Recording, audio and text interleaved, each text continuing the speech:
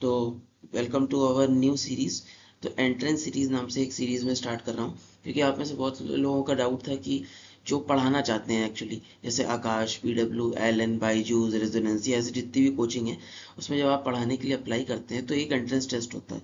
तो बहुत से लोगों का डाउट रहता है कि सर किस टाइप के क्वेश्चन पूछे जाते हैं। एक आइडिया मिल जाएगा तो आप लोग को चीज़ें मतलब सही तरीके से समझ में आएंगी। तो मैं इन सारी कोचिंग्स में पढ़ा चुका हूँ, तो मुझे फर्स्ट हैंड एक्सपीरियंस है कि एंट्रेंस टेस्ट में किस टाइप के क्वेश्चंस पूछे जाते हैं। तो मैं कोशिश करूंगा कि वो क्वेश्चंस आपको कराऊं जो मुझसे इनके एंट्रेंस टेस्ट में पूछे गए। आप भी क्वेश्चन को लगा लेंगे तो थोड़ा आपको आइडिया लग जाएगा कि किस टाइप के क्वेश्चन आने वाले। अभी मैं फाउंडेशन के लिए ये सीरीज कंप्लीट कर रहा हूँ, इसके बाद में नीट के और जेई के लिए भी क्वेश्चंस लेके आऊँगा। तो चलिए हम लोग स्टार्ट करते हैं अपने फर्स्ट क्वेश्चन से।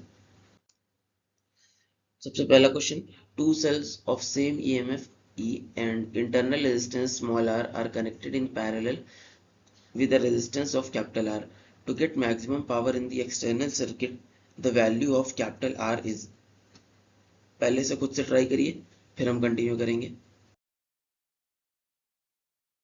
चलिए देखते हैं इसका सोल्यूशन।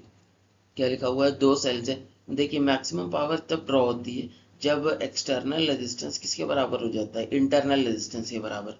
ठीक है, इंटरनल रेजिस्टेंस। लेकिन टोटल इंटरनल रेजिस्टेंस कैसे निकालें, देखिए इन दोनों को कर दिया आप शॉर्ट सर्किट। ठीक है, अब देखिए ये क्या होगा, इस दोनों टर्मिनल के अराउंड, ये जो कैपिटल आर है एक्सटर्नल रेजिस्टेंस, इनके दोनों टर्मिनल के अराउंड अगर हम टोटल इंटरनल रेजिस्टेंस निकालें तो हमको दिखेगा ये रेजिस्टेंस और ये रेजिस्टेंस दोनों पैरेलल में कनेक्टेड है। अगर पैरेलल में कनेक्टेड है तो हम कहेंगे आर इंटरनल, ये हो जाएगा 1/r प्लस 1/r, यानी कि यहाँ से आ जाएगा r internal resistance is equals to r/2। यानी कि एक्सटर्नल रेजिस्टेंस कितना होना चाहिए, r/2 के बराबर। तो हमारा थर्ड ऑप्शन सही हो जाएगा। ठीक है, अगला क्वेश्चन देखते हैं। A bullet is fired from a gun. The force on the bullet is given by force F equals to 600 minus 2 into 10 to the power 5t. F force है, t सेकेंड्स है, टाइम है second में। The force on the bullet becomes zero as soon as it leaves the barrel. What is the impulse imparted to the bullet? Try करिए इसको। चलिए इसका solution देखते हैं। देखिए कह रहा है कि फोर्स जैसे ही जीरो हो जाता है, जैसे ही बुलेट बैरल से बाहर निकलती है, तो हम देखते हैं फोर्स जीरो कब हो जाएगा, time when force is become zero. ठीक है, time when force become zero. तो करके देखते हैं, 600 माइनस 2 इंटू 10⁵ इसको जीरो करेंगे तो यहां से कितना आ जाएगा, 600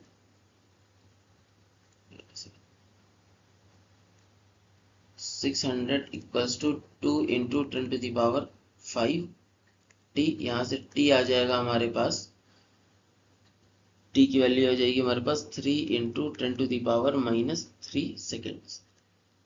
ठीक है, अब अगर हमको इम्पल्स निकालना है तो हम इम्पल्स कैसे निकालेंगे, तो इम्पल्स होता है हमारा इंटीग्रल f डॉट dt। जिसको इंटीग्रेट कर लिए, f कितना है 600 माइनस 2 इंटू 10⁵ dt। अभी इंटीग्रेट करेंगे इसको तो हो जाएगा 600t माइनस 2 इंटू 10⁵t²/2। 2 से 2 कैंसिल हो जाएगा, इसको इंटीग्रेट करना है कहाँ से, 0 से 3 इंटू 10⁻³ सेकेंड्स।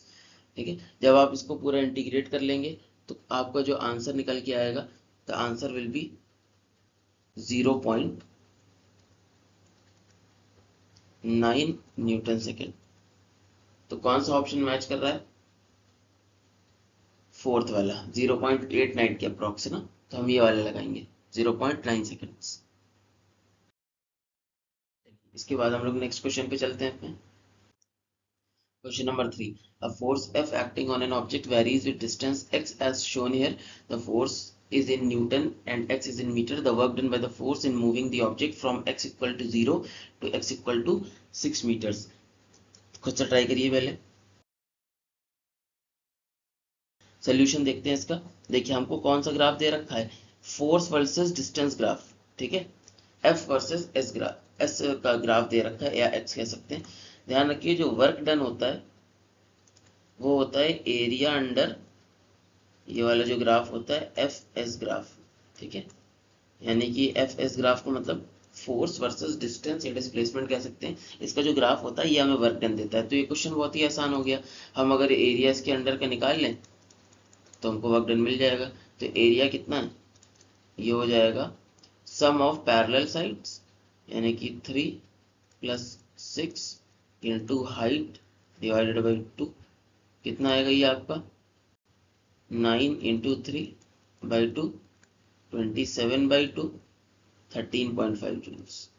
ठीक है, option number 2 will be the answer. अगला क्वेश्चन देखते हैं। Find the velocity of a satellite at a height 80 kilometers from Earth if the radius of the Earth 6400 kilometre. चलिए ट्राई करिए कुछ। चलिए हम लोग सोल्यूशन देखते हैं। देखिए, और ये हमसे क्या पूछ रहा है, ऑर्बिटल वेलोसिटी पूछ रहा है। ऑर्बिटल वेलोसिटी का फॉर्मूला हमको पता है, √g/r होता है।